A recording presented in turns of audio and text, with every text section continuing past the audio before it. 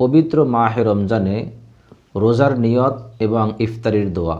অর্থাৎ মাহে রমজানে আমরা যারা রোজা রাখব এবং ইফতারি করব, এই রোজা রাখতে গিয়ে আমরা কিভাবে রোজার নিয়ত করতে পারি, যেইভাবে রোজার নিয়ত করলে আল্লাহ তাআলা আমাদের রোজাকে কবুল করবেন, এ বিষয়ে অতি সংক্ষেপে আলোচনা করার চেষ্টা করব। ওমা তৌফিক ইল্লা বিল্লাহ। প্রথমত একটি বিষয় সকলকে ক্লিয়ার করার জন্য বলতেছি। বিষয়টি হলো, পবিত্র মাহে রমজান যখন আসে তখন অধিকাংশ মসজিদের মাইকে একটি নিয়তের কথা বলা হয়ে থাকে। সাহারি খাওয়ার সময় শেষ, এরপর আজানের কিছু মুহূর্তে মাইকে একটি নিয়ত ঘোষণা করা হয়, সকলে এখন রোজার নিয়ত করে নেই। তখন মুয়াজ্জিন সাহেব, ইমাম সাহেব অথবা যে কোনো ব্যক্তি বলে থাকেন নাওয়াইতুয়ান আসুমা গদাম মিন শাহরি। এই যে একটি নিয়ত রয়েছে, মূলত নিয়তের ক্ষেত্রে যে বিষয়টি খেয়াল করতে হবে, মৌখিক নিয়ত কোনো ক্ষেত্রেই গ্রহণযোগ্য নয়।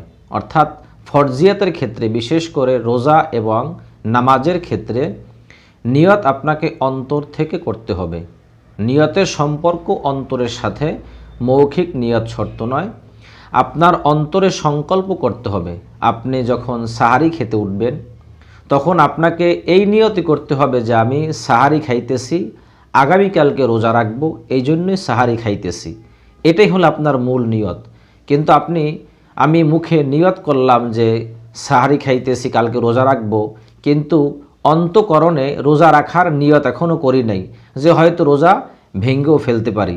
নিয়তের মূল বিষয়টি হলো অন্তরের সাথে আপনাকে অন্তরে সংকল্প করতে হবে, আমি সাহারি খাইতেছি, ইনশাআল্লাহ আগামীকাল রোজা রাখবো।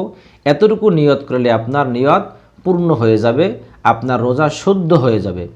আর যদি মুখে নিয়ত করে শুধুমাত্র, কিন্তু অন্তরে নিয়ত করে নেই, তাহলে রোজা শুদ্ধ হবে না, পরিপূর্ণ হবে না। এজন্য অবশ্যই প্রতিটি মুমিন বান্দা এবং বান্দিকে রোজার ক্ষেত্রে ভোর রাত্রে যখন সে সাহারি খাবে বা সাহারি না খাক, যে কোনো হালতে হোক, সে না খেয়ে থাকুক অথবা খেয়ে থাকুক, রোজার ক্ষেত্রে তার অন্তঃকরণে এই নিয়ত করতে হবে যে আমি আগামীকাল অবশ্যই রোজা রাখবো। এই নিয়ত করলে অবশ্যই তার রোজার নিয়ত পরিপূর্ণ হয়ে যাবে। সর্বশেষ বিষয়টি হলো ইফতারের দোয়া।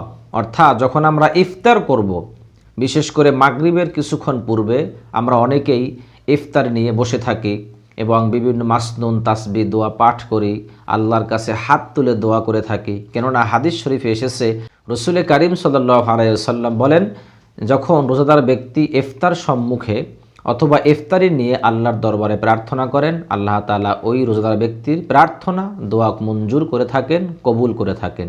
তো রাসূল কারীম সাল্লাল্লাহু আলাইহি ওয়াসাল্লামের শিখানো এমন একটি ছোট দোয়া রয়েছে, যে দোয়াটি পাঠ করে ইফতারি করা সবথেকে উত্তম। যেই দোয়াটি অত্যন্ত সহজ, যদি আমরা একটু খেয়াল করে শুনি, অবশ্যই আমরা সকলে এই দোয়াটি শিখতে পারবো। আবু দাউদ শরীফে 2358 নম্বর হাদিস, এই হাদিসের মধ্যে এসেছে, রাসূল কারীম সাল্লাল্লাহু আলাইহি ওয়াসাল্লাম বলেন, আল্লাহুম্মা লাকা সুমতু ওয়া আলা রিজকিকা আফতারতু। অর্থাৎ আল্লাহ তাআলা, আমি আপনার জন্য রোজা রেখেছিলাম এবং আপনার রিজিক থেকে ইফতার করতেছি, আপনার দেওয়া রিজিক থেকে রোজা ভাঙতেছি। অর্থাৎ যদি আমরা এই দোয়াটি ইফতারির পূর্বে পাঠ করে নেই এবং যখন আমরা ইফতারি নিব, অর্থাৎ খানা যখন আমরা মুখে নিব, অবশ্যই খানার পূর্বে বিসমিল্লাহি ওয়া আলা বারাকাতিল্লাহ এই দোয়াটি পাঠ করে নিব। কেননা রাসূল কারীম সাল্লাল্লাহু আলাইহি ওয়াসাল্লাম বলেছেন, যেই খানার শুরুতে বিসমিল্লাহ পাঠ করা হয় না, সেই খানায় কোনো বরকত থাকে না, সেই খানায় শয়তান অংশগ্রহণ করে। এজন্য অবশ্যই আমরা ইফতারির পূর্বে ইফতারির দোয়া পাঠ করব। এরপরে যখন আমরা খানা শুরু করব বা ইফতার করব, তখন আমরা অবশ্যই বিসমিল্লাহ পাঠ করে ইফতার করব। আল্লাহ তাআলা আমাদের সকলকে নেক হায়াত দান করুন। পবিত্র মাহে রমজানে পূর্ণ একটি মাস রোজা রাখার তৌফিক দান করেন। ওমা তৌফিক ইল্লা বিল্লাহ। আসসালামু আলাইকুম ওয়া রাহমাতুল্লাহি ওয়া বারাকাতুহু।